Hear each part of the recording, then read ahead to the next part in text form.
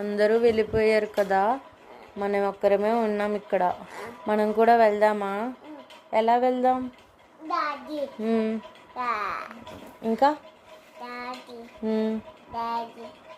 నువ్వు ఎలా వెళ్దాం? మనం ఎలా వెళ్దాం?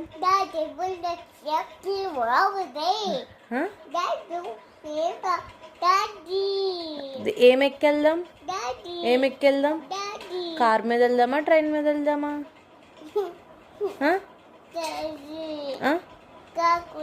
కాకొద్దా? మరి ట్రైన్ వెళ్దామా? సరే, డాడీని ట్రైన్ బుక్ చేయమను. ట్రైన్ బుక్ చేయమను.